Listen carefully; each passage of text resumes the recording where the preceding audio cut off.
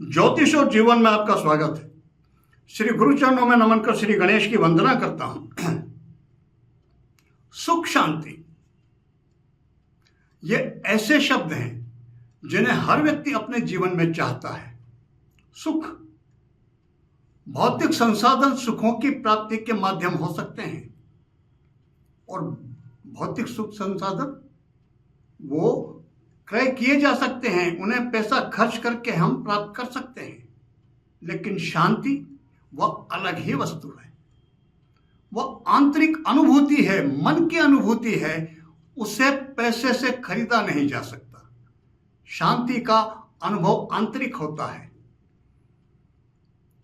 मन से सीधा संबंध है शांति का। मन यदि शांत है तो शांति का अनुभव होगा, और मन में यदि अशांति है, बेचैनी है किसी भी कारण से, तो आंतरिक शांति का अनुभव नहीं हो सकता। ज्योतिषी दृष्टि से देखें तो चंद्रमा मन का कारक है। चंद्रमा मन सो जाता है। यदि जन्म कुंडली में चंद्रमा की स्थिति शुभ हो तो जातक सहज ही मानसिक शांति का अनुभव करता है, और चंद्रमा की स्थिति जन्म कुंडली में कमजोर हो, अशुभ हो, पीड़ित हो राहु से, शनि से, तो ऐसा जातक मानसिक अशांति का अनुभव करता है। कर्क राशि चंद्रदेव की स्वयं की राशि है, उसमें वो स्वग्रही होते हैं। वृषभ राशि चंद्रदेव की उच्च की राशि है, उसमें वो अपने जो भी फल हैं उसमें पूर्णता से प्रदान करते हैं। वृश्चिक राशि में चंद्रदेव नीच के होते हैं, इसमें वो अपने शुभ फल नहीं दे पाते। चंद्रमा मन की शांति के साथ ही वो भावनाओं के कारक हैं, सहृदयता देते हैं व्यक्ति में, कल्पना शक्ति के कारक हैं। यदि राहु से पीड़ित हो ऐसा जातक सदैव भविष्य के लिए, अपने लिए, अपनों के लिए वो चिंतित रहता है। कई तरह के बुरे बुरे विचार, अशुभ विचार उसके मन में भ्रमपूर्ण आते रहते हैं राहु के कुप्रभाव के कारण, और यह स्थिति उस व्यक्ति के मानसिक अशांति का कारण बनती है। चंद्रमा उच्च कहो वृषभ राशि में, और यदि शुक्रदेव साथ में हो, ऐसी स्थिति में उस व्यक्ति के मन में अपोजिट अर्थात किसी स्त्री की कुंडली यदि है महिला जातक की, तो अपने प्रिय पति या प्रेमी के लिए उसके मन में भावनाएं, भावुकता का संचार बहुत अधिक होता है, और यह भी उसकी चिंता का कारण बनता है। किसी पुरुष की कुंडली में चंद्रदेव उच्च के हों, वृषभ राशि में साथ में शुक्र हों, तो वो अपनी पत्नी के लिए या अपनी प्रेमिका के लिए उसके मन में भावुकता का पुट अधिक होता है, और यही भावना उसकी मानसिक अशांति का कारण बनती है। इन परिस्थितियों को समझना आवश्यक है और व्यवस्थित करना चाहिए स्वयं को। समझें क्या ऐसा है, तो फिर वो तो सीधी सी बात है कि उसकी अशांति का उपचार भी हमारे ही हाथ में है। व्यवस्थित करना बहुत आवश्यक है। चंद्रदेव यदि मंगल के साथ हों, मंगल कारक हैं अहम भाव के, ऐसे जातक के मन में थोड़ा सा अहंकार का पुट होता है, और यह अहंकार, अहम भाव व्यक्ति को मानसिक तौर पर शांत नहीं रहने देता। यह तो जन्म कुंडली के विश्लेषण की बात है। सबके पास जन्म कुंडलियां होती नहीं, और होती भी हैं तो उनका सही विश्लेषण बड़ा मुश्किल है। हम उपचार कुछ पूछने जाते हैं और बीमारी और उपचार कुछ और ही बता दिया जाता है। हम तो बात कर रहे हैं यहां पर मानसिक शांति की। यदि व्यक्ति कोई भी आप में से या आपके निकटतम में से मानसिक अशांति का अनुभव करता है, कोई भी व्यक्ति, और कारण क्या बन रहा है? कारण बन रहा वो चिंतित है अपने भविष्य के, अपने लिए, अपने बच्चों के लिए, परिवार के लिए, व्यवसाय के लिए। तरह तरह की अशुभ कल्पनाएं मन में जन्म लेती रहती हैं और अशांत करती हैं, या फिर दूसरों का छोटा छोटा व्यवहार जो स्वयं को अच्छा नहीं लगता वह उन्हें व्यथित करता है और अशांत रखता है। इससे एक बात स्पष्ट हो रही है, वो अहम भाव पे ऐसी स्थिति में नियंत्रण आवश्यक है। लेकिन सहजता से यदि नियंत्रण हो जाता तो यह शांति उत्पन्न क्यों होती? बीमारी तो है, उपचार क्या करें? चंद्रदेव की कमजोरी और चंद्रदेव का राहु से, शनि से, मंगल से पीड़ित होना अशांति का कारण बन रहा है। क्या करें?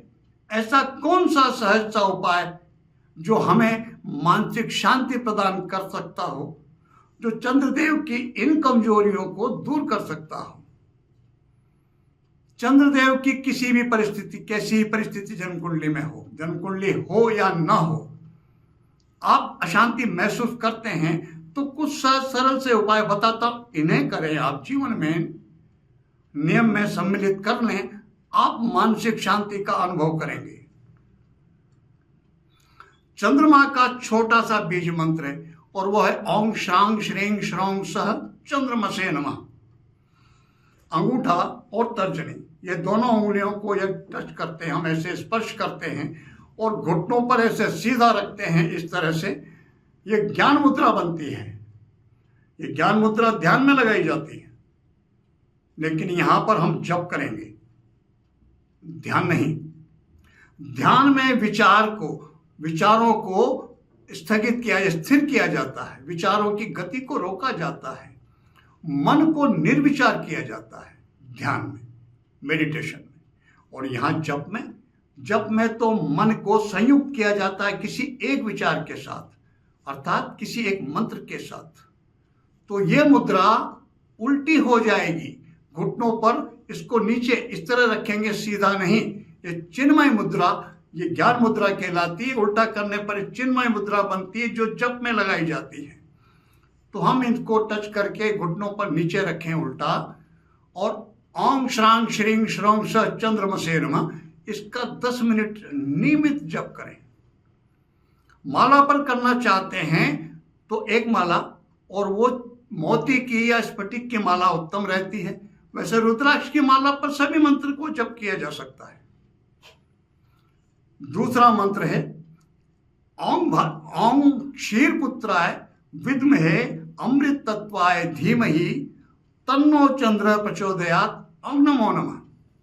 ये चंद्र गायत्री, इसका भी या तो चिन्मय मुद्रा के साथ 10 मिनट जप करें या एक माला प्रतिदिन जप करें। यदि व्रत करना चाहते हैं, मंत्र जाप की व्यवस्था नहीं बैठ पाती कईयों से, तो व्रत कर सकते हैं। व्रत क्या, कोई ऐसा जो व्रत कर सको, उनको सोमवार का व्रत करना चाहिए। सोमवार के व्रत में एक समय भोजन करें और उस एक समय के भोजन में चावल की खीर अवश्य होनी चाहिए। यदि शुगर के पेशेंट हैं, वैसी समस्या यदि हो तो चावल बनाएं, शक्कर नहीं मिलाएं, लेकिन चावल और दूध ये दोनों ले सकते हैं।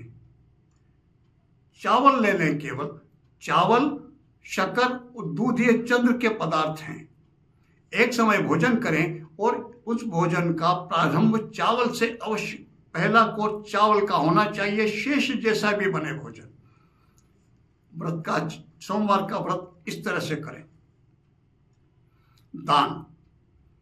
दान में चंद्रमा के सोमवार के दिन चावल, शक्कर, सफेद वस्त्र, इनमें से जो भी बने, जिससे भी हो, सोमवार के दिन दान करना चाहिए।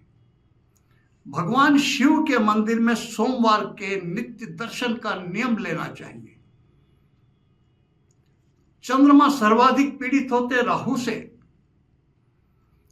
जहां पर जिस भाव में राहु बैठे हैं, उस भाव से गिनने पर यदि 5वें स्थान में, 7वें स्थान में और 9वें स्थान में चंद्रदेव विराजमान है, इसका सीधा सा अर्थ है कि चंद्रमा राहु की दृष्टि में है।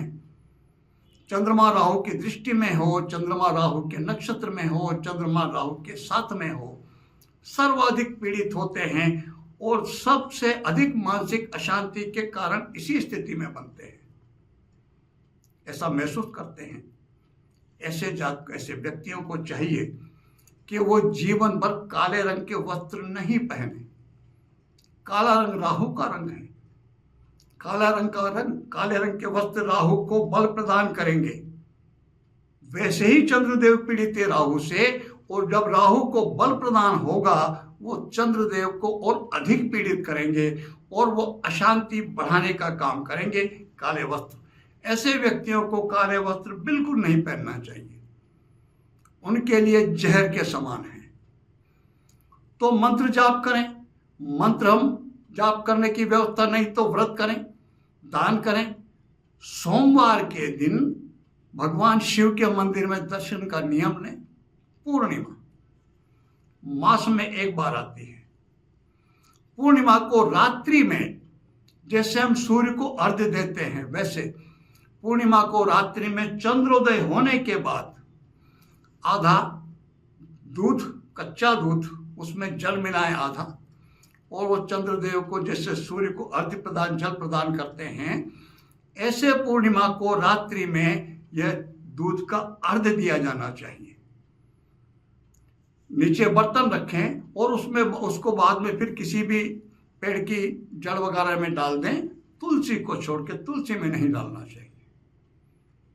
कई बार पूर्णिमाएं 2 हो जाती हैं, तो पहले दिन जो पूर्णिमा है उस दिन करना चाहिए, क्योंकि पूर्ण चंद्र वो पहले वाली रात्रि में ही रहेगा। दूसरे दिन का सूर्योदय पूर्णिमा में अवश्य होगा, लेकिन रात्रि के समय पूर्णिमा नहीं रहेगी, चंद्रोदय की पूर्ण की स्थिति नहीं रहेगी।